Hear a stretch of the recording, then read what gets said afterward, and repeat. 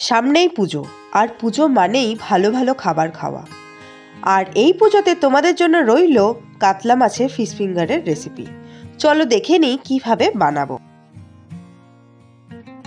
কাতলা মাছের ফিশ ফিঙ্গারের জন্য নিয়ে নেব কাতলা মাছের অনেকগুলো পেটি।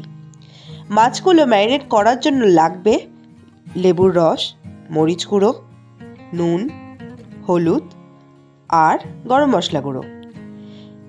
এবার একে একে সব কিছু দিয়ে মাছগুলোকে ম্যারিনেট করে রেখে দেবো 20 থেকে 30 মিনিটের মতো।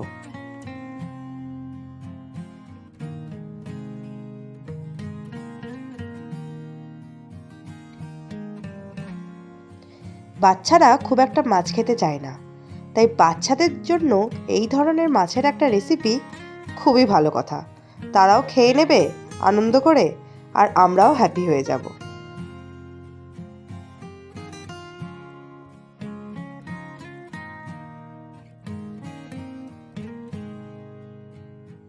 এরপর প্রেসার কুকারে মাছগুলোকে জলের মধ্যে দিয়ে 2 সিটি মেরে সিদ্ধ করে নেব।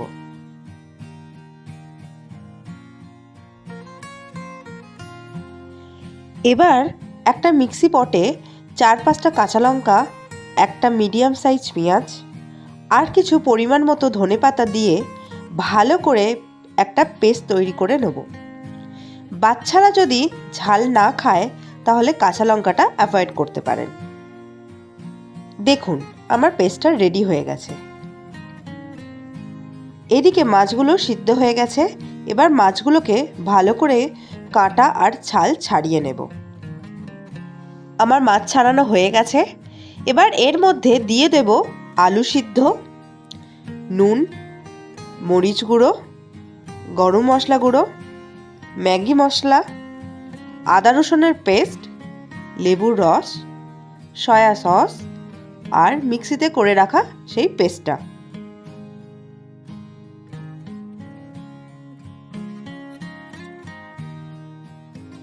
এরপর আলু সিদ্ধ এবং বাকি উপকরণগুলো একে একে ছাড়িয়ে রাখা মাছের মধ্যে দিয়ে ভালো করে মেখে নিতে হবে।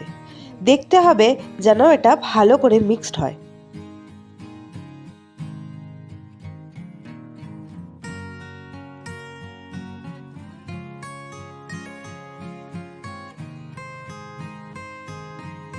তারপর হাতে একটু তেল মেখে রাখা মাছ থেকে মাছ নিয়ে হাতের মাধ্যমে লম্বা লম্বা ফিঙ্গারের আকারে গড়ে নিতে হবে।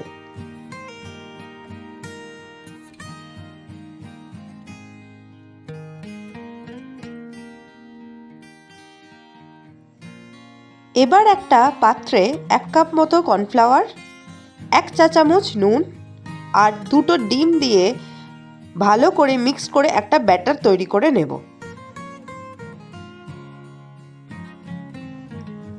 এবার একে একে গড়ে রাখা ফিশ ফিঙ্গারগুলো ব্যাটারে ডুবিয়ে ব্রেড ক্রাম্বসে ভালো করে কোট করে নেব।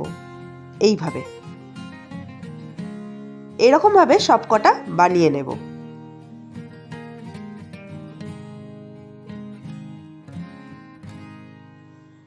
গ্যাস অন করে কড়াইতে ডিপ ফ্রাই করার জন্য তেল গরম করতে বসিয়ে দিয়েছি। তেল গরম হয়ে গেলে আস্তে আস্তে তেলে এগুলো ছেড়ে দেব।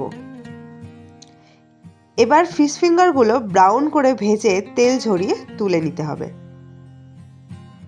ব্যাস আমার রেডি কাতলা মাছের ফিশ ফিঙ্গার। সাথে একটু কাসুন্দি দিয়ে পরিবেশন করে ফেললেই আর কোনো কথা হবে না। কি তোমরা এই পুজোতে বানাচ্ছ তো? কেমন লাগলো কমেন্ট বক্সে অবশ্যই জানাতে ভুলো না।